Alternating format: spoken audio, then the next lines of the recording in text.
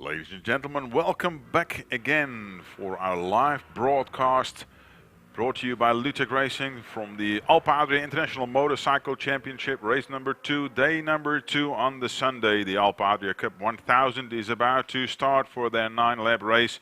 Yes, we raced yesterday and we're still up for the championship. It's really quite tight, so there is going to be a decider in this championship today in this race number 2. In the lead in the championship, the number 4, Robin Krijkamp from the Netherlands. For AF Motors, Ducati Torun from Poland. So he is Dutch, lives in Norway, races for a Polish team on an Italian motorbike. But he's in the lead with 153 points after his win from yesterday. In hot pursuit still with the fastest lap, Jaroslav Buzinski from Poland for GT Poland Motorsports and the BMW 1000R. He's on 139 points, 14 points the difference, and then there is quite a bit of a huge gap towards the gentleman in third place, which is Radik Kubica. So that's the championship tally so far after 11 rounds. We're here in Most in Czechia in the northwestern part, and we've got a grid lined up by the fastest times set up in qualification and in race number 1. Race number 1 saw Robin Krijkamp have the full tally of 25 points just in front of Jaroslav Buzinski. Third place was for René Skalicki from the Czech Republic on the Team E Racing Suzuki on Bridgestone tires. Right, my name is Martin Vidalikhuizen. Next to me here in the commentary booth, Mislav Prekozic from Croatia. And yes, good Mislav. day to you, Martin, again. Yes. Good day to all of our viewers. As you mentioned, we are here live at Autodrom Most from the final round of the Alpe Adria Motorcycle Championship. Looking at Robin Krijkamp taking Yes, his pole, not his pole position, because he did not have the fastest lap. Yes, he's starting from the second place. He was slower, around 6.5 tenths than Jaroslav Buzinski, but still it's a long way to go in between them.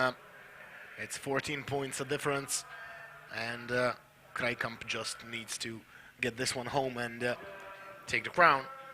That's for sure, but they both have been taking it quite seriously. I know that Buzinski has been training here on track days for a number of occasions, about 5 days in total, just to get grips of this 4.212 meter long track.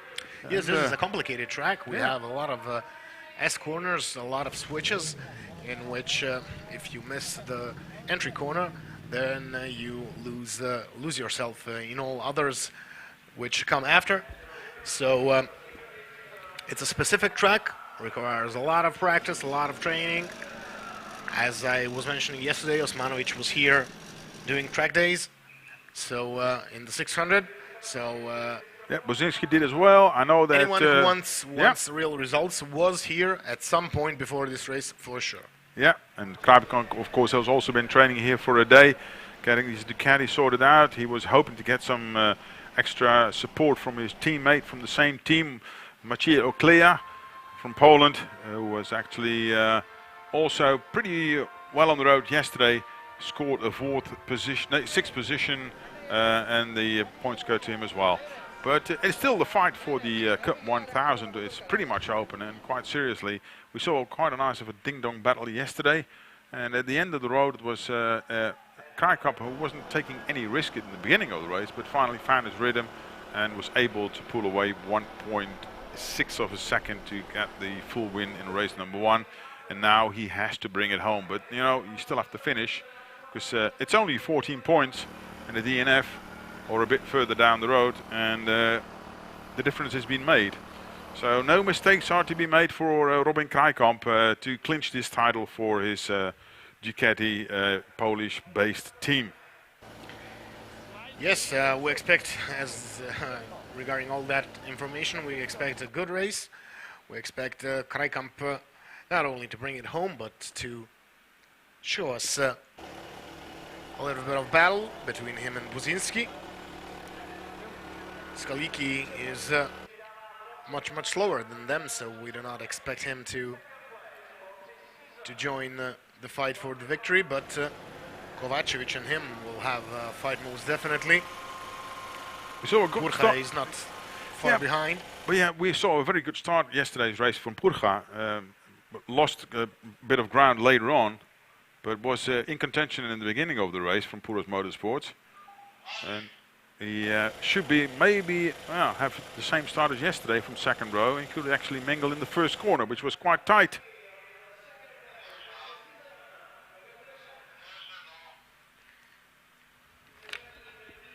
So we'll go through our starting lines from the first position, number 777, Jaroslav Buzinski. Next to him on the second place, number 4, Robin Krajkamp. Third place, number 85, René Skaliki. And then in the second row, it's Strahija Kovacevic. On the fourth place, number 17. Fifth place for number 65, Premislav Purha. Sixth place for number 86, Antonin Moravec. Seventh place, number 42, Maciej Uklea. Eighth place, number 7, Artur Duda. Ninth place, starting number 1, Viktor Ostrovsky. Then in the fourth starting row, Simon Kryovsky, number 223. 11th place, number 58, Radek Kubista. Next to him on the 12th place, number 71, Ladislav Kubusek. Fifth starting row, on the 13th place, number 19, Bohumil Saroch. 14th place, number 444, Andreas Kuril. 15th place for number 44, Marcin Dabrowski. And sixth starting row, on the 16th position, number 55, Pavel Paldus. 17th place for number 332, Mirmir Poit. And 18th position, number 13, Alexander Avramovic. Yeah, so in total, 18 riders in this. Yeah, well, so you already talked about the number 1 plate, Viktor Ostrovsky. Of course, who we've seen in the Alpe Adria Cup 600 on the MV Agusta, and now has decided to enter the stock class and did a good job yesterday as well. So he's pretty much also in contention in the big bikes now for Wojciech Racing on the Yamaha with Dunlop tires. He brought it home in 9th position yesterday. So he has a good start for him into the new category. I think there will be quite a bit of tension. You know, it's not wrapped up, and you know these guys take it seriously. They want to take that crown back to the team, you know, as a bit of a thank you for all the efforts put into this season. And we'll keep a close eye on the proceedings between Robin Krajkamp and Jaroslav Buzinski. They had a bit of an issue yesterday during qualification where there was a problem, a red flag situation in the qualification, and that diminished their possibilities on a half-wet track to set down the time.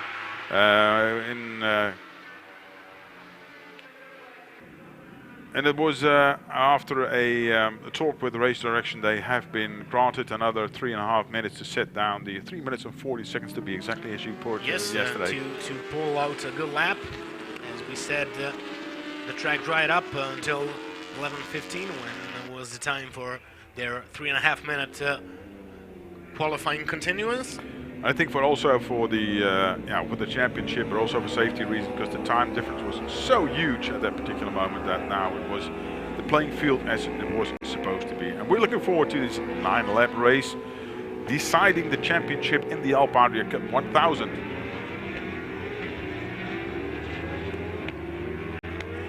So interesting fight right in front of us, ladies and gentlemen. This is only our second race of this beautiful final Sunday of our Alpe Adria Championship in the year 2019.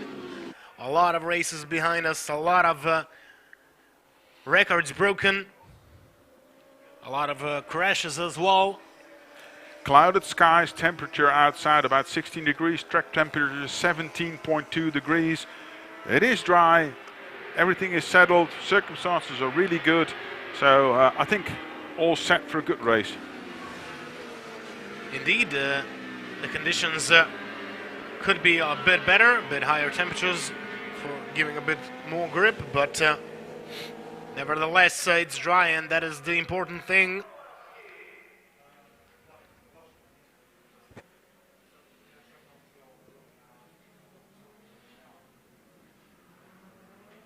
So it's Ducati against BMW for the title. That's what we were concentrating on, with a nice mixture of motorbikes here in the Alpe Adria Cup 1000. But the Honda still present here. And two Suzukis in the hand by Skaliki and Kovacevic are still also pretty much in the front. Different tires, multiple tire rules here in the Alpe Adria International Motorcycle Championship, so we can see different tire choices here, especially with these colder conditions, quite seriously, because these guys push as well in the 1000. All right, red flags to the side, look at the lights, and we're off. Bad start for Robin Krijkamp. He loses a lot of positions right off the bat. Good start for Buzinski. Buzinski managed to get off the line properly, but Krijkamp tries to recuperate, but somebody goes out. It is Buzinski went through the main road. Is that true, or is the 7-7 still there? No, somebody went straight through. It was Purcha, was late on the brakes, was not able to stop it almost. And somebody went through the escape road. We couldn't see who it was, but has been an exciting start as promised. It is the number 777. It's Buzinski taking the lead and taking the whole shot here in the first few corners in this 9-lap race. Has it been? But was he the one who went straight on? Saw multiple lines into that first corner. Quite a few riders having difficulty stopping the bike. Let's see who it is. It's the number, if I can read it well, is that the number 17? I can't read it from here. It's too far off. Yeah, 17. Kovacevic had a brilliant start now in second position. With the Suzuki, quite an unexpected start to it. And Purcha looks to have has inherited third, and where's Robin Krijkamp? That's the question. We'll have to wait for the first crossing to see how far he did drop. Krijkamp is, there he is on the 5th place, right in front of Viktor Ostrovsky, who is on the 6th place. The Krijkamp should be able to get back into the race, but a demanding lead for Jaroslav Buzinski. First lap under the belt with a 1:48.72 for Kovacevic. Then Purcha to third, Viktor Ostrovsky. Brilliant start from 9th position to 4th. And Makio Klea, it's Krijkamp now behind his teammate Klea in 6th position. So still a long way to go for him. Yes, sir. 6th place for him at the moment.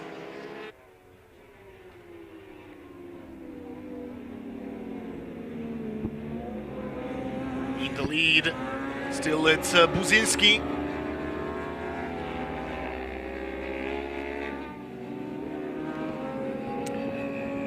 We'll be looking a replay of the start. Maybe we'll get a hand of it who went straight into the chicane. So a bad start for Robin Krijkamp. You can see everybody pass right by him.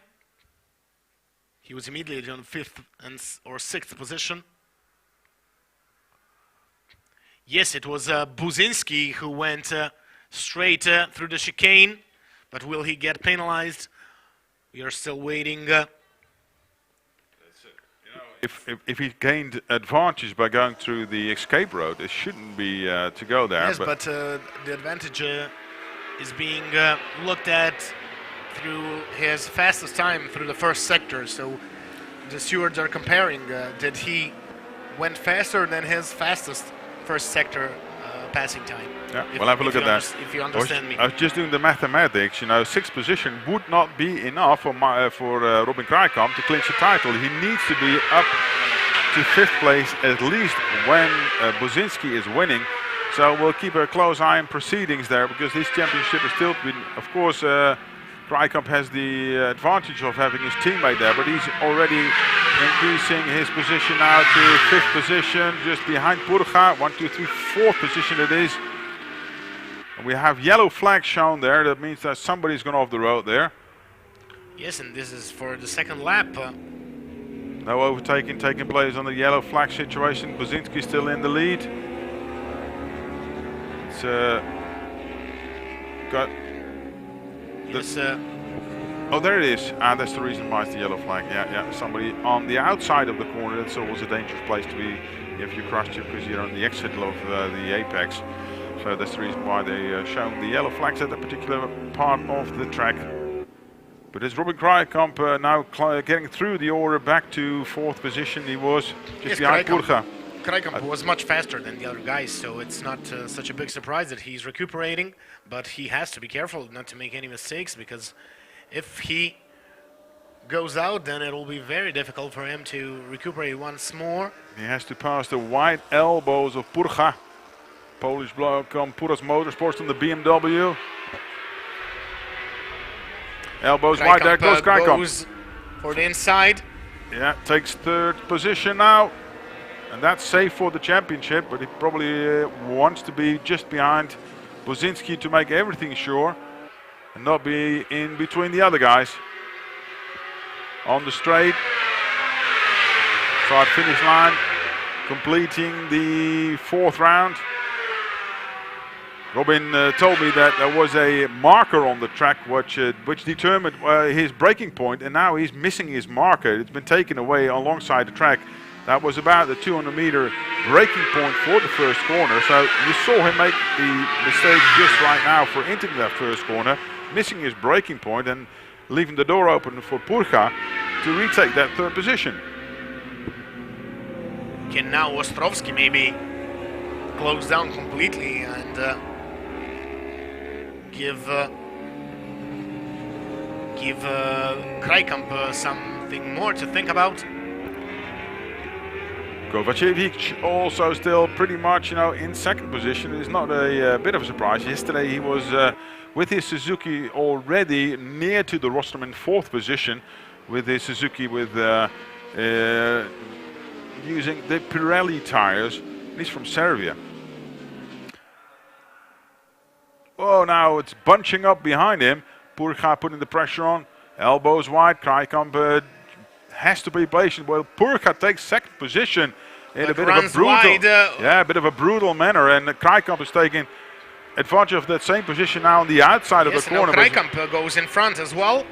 Now he's in 3rd, which is secure, but the rest is bunching up. Also Ostrovsky there with the number 1 plate. Ostrovsky managed to pass with a good effort already in the 2nd race now in the 1000cc. I think he managed to pass in front. Yes, Ostrovsky also made a move. So really getting to grips with it already, after being really quite dominant with the first few outings is on the 600 now. Yes, so Strahina Kovacevic lost his position. Yeah, but definitely lost a couple of them actually. After a few first good rounds. Here he is, number 17. Way behind now after he was holding on to the 2nd place. Klejan also trying to pass him right now. Now Krijkamp is on the 3rd position with his number 4 Ducati, being followed by Ostrovsky.